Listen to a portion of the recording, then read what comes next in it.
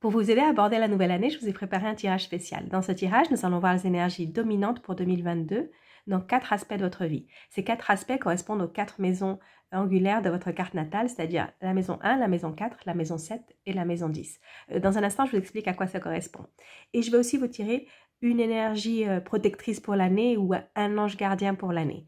Ce tirage, c'est un petit extrait du tirage que j'offre, du tirage annuel que j'offre sur ma page. Je vous mettrai les informations en description pour si ça vous intéresse. Pour une lecture plus complète, je vous conseille de regarder le tirage de votre signe solaire, signe lunaire et aussi de votre ascendant. Bonjour à toutes et à tous et bienvenue sur Vénus en exil. Si c'est la première fois que vous voyez une de mes vidéos, Vénus en exil, c'est une chaîne qui est dédiée à l'astrologie, la cartomancie et la spiritualité. Si vous aimez ce genre de contenu, je vous invite à vous abonner et à cliquer sur la petite cloche pour ne rater aucune de mes prochaines vidéos. Bonne année mes très chers Gémeaux, j'espère que vous allez passer une excellente année 2022, qu'elle vous apportera beaucoup de bonnes choses. Donc nous allons voir maintenant quelles sont les énergies qui sont dominantes pour vous en 2022. On va voir pour les Gémeaux, signe solaire, signe lunaire ou ascendant. Ok, Gémeaux, on va commencer avec la première coupe. Donc mes Gémeaux, un départ en 2022. Ça c'est comme une énergie générale, on va dire une énergie générale pour 2022, c'est l'énergie du départ. Donc pour certaines personnes ça va être littéralement un départ, ça peut être un départ à l'étranger, ça peut être un départ s'éloigner d'une personne, ça peut aussi être ça, s'éloigner d'une personne d'un signe d'eau ou d'un signe de terre. Pour certaines personnes ça peut être un nouveau départ, un commencement, quelque chose de nouveau qui commence et qui ressemble à un lancement. Pour certaines personnes, ça peut être aussi se lancer dans un nouveau projet. Donc, on va voir quelles sont pour vous les énergies dominantes. Dans un premier temps, nous verrons les énergies dominantes dans la maison 1. C'est celle qui vous représente. Elle représente comment vous abordez le monde et comment vous allez aborder cette année 2022. Elles vont aussi nous parler de ce qui vous impulsera tout au long de l'année. Ensuite, nous verrons les énergies que vous avez en maison 4. Ça, ce sont les énergies qui ont rapport avec votre maison, avec votre foyer, votre famille. Les énergies en maison 7, ça va être les énergies qui sont en rapport avec votre couple, avec l'autre. Ça peut être aussi un partenaire dans la vie, un partenaire d'affaires aussi. Et enfin, en maison 10, ça c'est par rapport à la carrière. Et c'est plus la projection de la carrière au niveau du positionnement que vous avez au niveau de votre carrière, au niveau de la société. Donc, on va commencer avec la maison 1.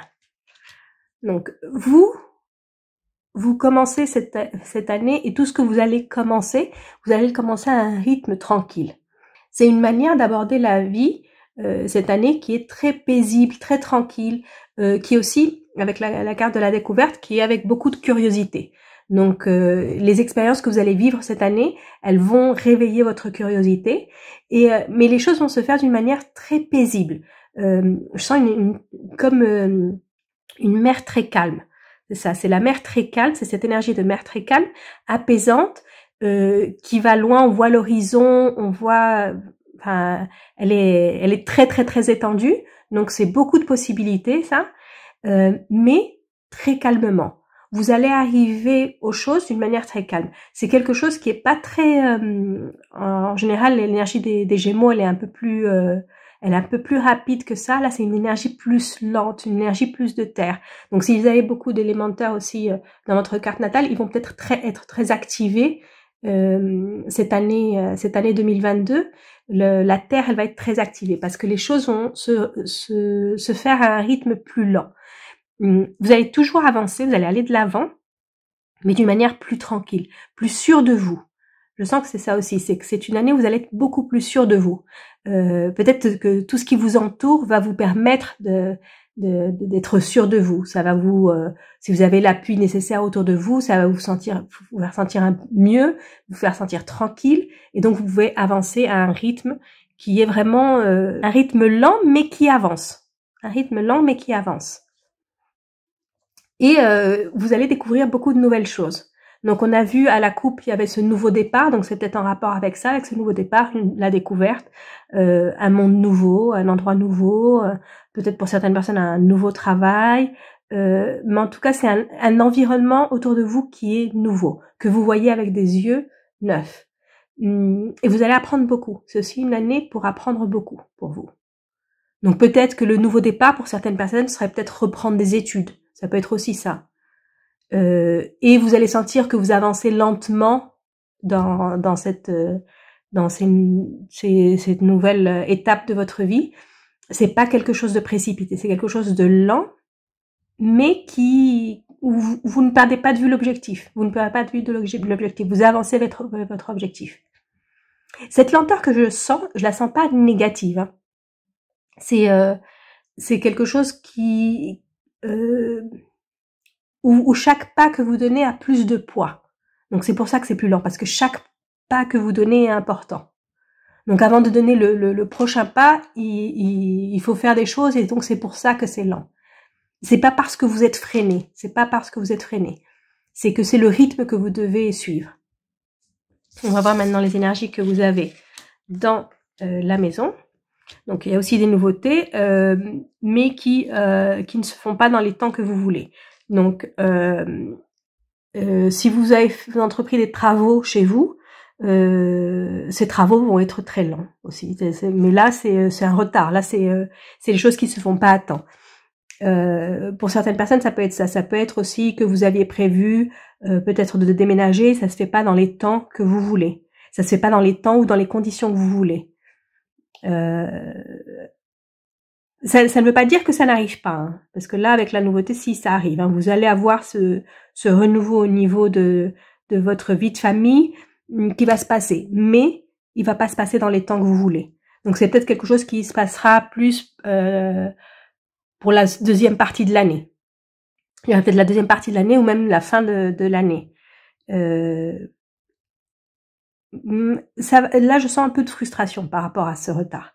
Parce que c'est quelque chose que vous pensiez qui allait arriver exactement, vous aviez peut-être une date. C'est ça, c'est peut-être que vous aviez une date et vous pensiez, ah, telle date, ça doit se faire et ça va pas se faire à cette date. Donc je sens quand même une frustration, qui est différente de la lenteur que je voyais ici. Hein. Ici, c'est quelque chose pour avancer à un rythme plus lent, plus sûr. Ici, c'est plus des blocages, quelque chose qui vous empêche de réaliser quelque chose à une date précise. Mais en tout cas, au niveau de la vie de famille, il y a de la nouveauté. Je dis de la nouveauté, ça peut être une nouvelle maison, un nouveau logement, qui ne se fait pas dans les temps qu'on a voulu. Ça peut aussi vouloir dire que vous allez commencer à vivre avec quelqu'un de nouveau. Ça peut être ça.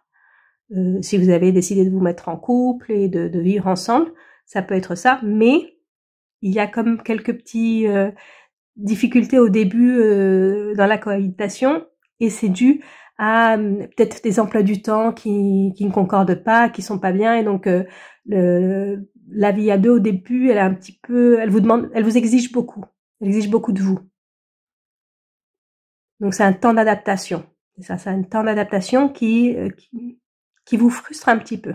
Là, je sens un peu de la frustration. Pour d'autres personnes, c'est construire un foyer aussi. Donc ça peut vouloir dire ce que je vous disais, vivre ensemble, ou ça peut aussi vouloir agrandir la famille, dans certains cas. Et pareil, tous les efforts qui sont par rapport à changer là où vous vivez, avec qui vous vivez, la composition de votre famille, tout ce qui est en rapport avec ça, il y a un retard. Il y a des choses qui se font pas, ou c'est peut-être parce que vous êtes vraiment à cheval sur les temps, à cheval sur les dates, vous avez fait votre calendrier, et ça se fait pas comme vous voulez. Et ça se fait pas dans les temps que vous voulez. Mais ça se fait quand même. Donc attention à la frustration, sachez gérer un petit peu votre frustration, parce que les choses arrivent. On va voir maintenant pour la maison 7. Ok. Très belle carte ici, avec la nativité, le plaisir. Pour certaines personnes, ça peut être de nouvelles rencontres.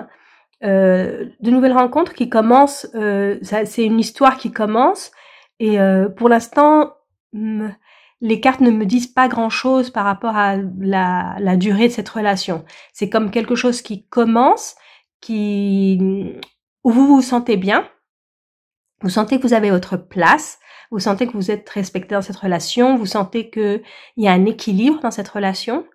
Mais pour l'instant, on voit que les débuts. Et peut-être que c'est que toute l'année 2022, ça va être ça va être que dans les débuts. Ou ça peut aussi vouloir dire que vous rencontrez cette personne plutôt vers la fin de l'année et qu'en 2022, c'est juste les débuts de cette relation. Mais il y a beaucoup cette énergie de début de relation.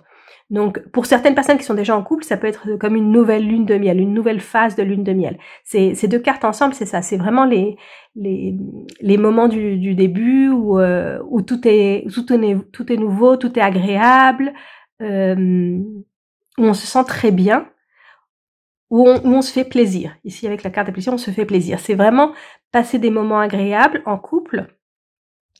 Et mais je vois pas ce qu'il y a après, je vois pas le long terme ici.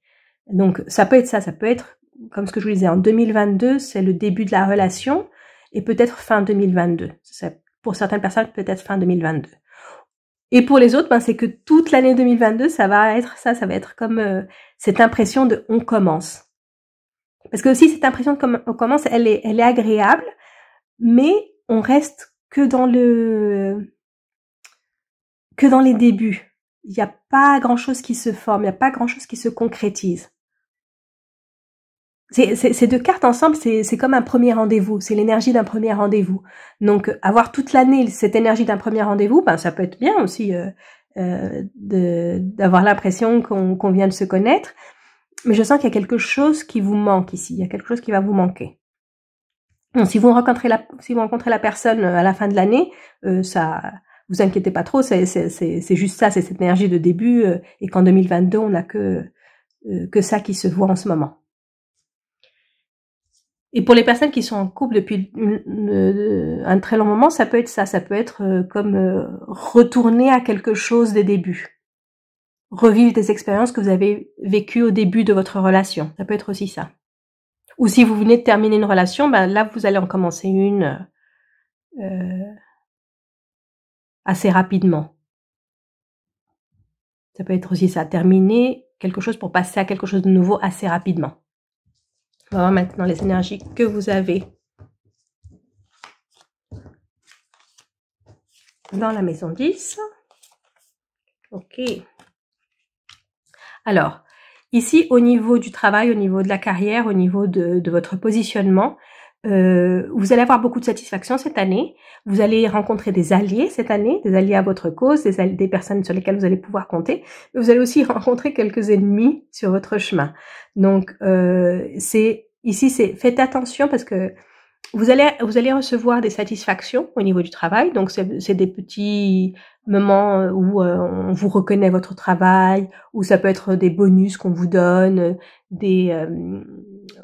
tout au long de l'année. C'est quelque chose qui est présent tout au long de l'année, ça. Ces satisfactions, c'est des satisfactions que vous avez tout au long de l'année au niveau du travail. Mais ce que vous devez savoir, c'est sur qui vous pouvez compter et sur qui vous ne pouvez pas compter. Il y a des personnes qui vous appuient, il y a des personnes qui vous mettent des bâtons dans les roues. Cette énergie, pour les Gémeaux, je l'ai sentie pratiquement tout au long de l'année en 2021. Il y a eu beaucoup de tirages en 2021 où vous aviez ça. Où vous aviez des personnes, surtout dans les tirages que j'ai fait à ombre-lumière tout au long de l'année. C'est surtout dans l'ombre qu'on voyait ces ennemis ou ces personnes qui essayaient de vous mettre des blocages. Et là, elles vont être très présentes en 2022. Vous allez peut-être enfin savoir, c'est peut-être un peu les masques qui tombent en 2022, vous allez savoir qui sont vos alliés et qui ne le sont pas. Il y a certaines choses qui vont être très claires. Vous allez plus avoir de doute sur qui sont vos amis et qui est contre vous. Et là, vous allez devoir prendre des décisions en conséquence. Vous allez être sûrement déçu de certaines personnes. Parce qu'ici, j'ai l'impression que c'est des personnes qui font ça derrière votre dos. Donc, c'est peut-être des personnes que vous considérez comme des amis ou comme des alliés au niveau du travail. Ça peut être aussi ici, dans la maison 10, ça peut être aussi votre relation avec votre chef, avec les personnes qui sont au-dessus de vous. Et ça va être une relation où vous avez comme cette relation de ami-ennemi avec quelqu'un au-dessus de vous. Et Et parfois, vous allez sentir que cette personne, c'est votre ami, et parfois, vous allez sentir que cette personne, c'est votre ennemi. Vous n'allez pas savoir sur quel pied danser avec cette personne. Parce que vous allez voir certaines parties de comment elle est, comme le visage caché de cette personne. C'est comme si cette personne, elle a un visage qu'elle donne à tout le monde, elle paraît d'une certaine manière, et après, en fait, elle n'est pas exactement comme ça, et vous allez vous rendre compte de l'autre côté de sa personnalité, de comment est cette personne. Et peut-être que vous allez vous rendre compte de comment est cette personne en voyant comment elle agit avec d'autres personnes. En voyant cette personne agir avec quelqu'un d'autre, pas avec vous, vous allez vous rendre compte qu'elle a ce côté qui n'est pas aussi sympathique que ce que vous pensiez ou que ce que la majorité des personnes pensent. Donc ça, c'est un des aspects où il faut faire attention cette année, parce que une fois que les masques tombent, après, si elle se rend compte que vous savez qui elle est et comment elle est, la relation, elle peut être plus tendue. Mais bon, ça n'empêche que c'est une bonne année pour vous au niveau du travail, hein. À part cette personne, et c'est peut-être pas plus mal que vous sachiez comment elle est, hein. Mais à part ça, vous avez plutôt de bonnes satisfactions au niveau du travail. C'est pas la grande année, hein. C'est pas la grande année, la grande promotion, le grand changement au niveau du travail, mais c'est des satisfactions tout au long de l'année. Donc c'est une année plutôt tranquille au niveau du travail. Donc on va regarder maintenant quelle est votre énergie protectrice pour 2022, votre ange gardien pour 2022. On va voir quel est l'ange gardien des Gémeaux pour 2022. C'est le druide. Ok. Donc ici, l'énergie qui vous protège, c'est l'énergie de la présence en fait. Donc c'est une énergie qui va être avec vous tout au long de l'année. C'est une présence que vous allez sentir, mais c'est aussi la présence que vous avez. Donc soyez sûr de vous. Vous avez votre place là où vous êtes. Et on va vous aider. On va vous aider à maintenir cette place. Ici, comme le druide, vous n'allez pas bouger. Même si on essaie de vous pousser, de vous enlever d'un endroit, vous n'allez pas bouger. Vous allez y être. Et cette énergie, c'est une énergie qui tire vers le bas, pas dans un sens négatif, hein, qui tire vers le bas, mais qui vous stabilise, qui vous permet d'être bien, d'avoir les pieds bien collés au sol. Ça me rappelle beaucoup l'énergie qui domine ici dans la maison 1, de l'énergie de terre, une énergie solide. C'est ça. Donc votre ange gardien pour 2022, c'est ça, c'est cette énergie solide, cette énergie de maintien, cette énergie de on ne bouge pas, on est là, on est présent. Donc voilà, ça c'était votre lecture pour les énergies de 2022. Je vous souhaite encore une excellente année 2022 et je vous retrouve très bientôt pour une prochaine vidéo.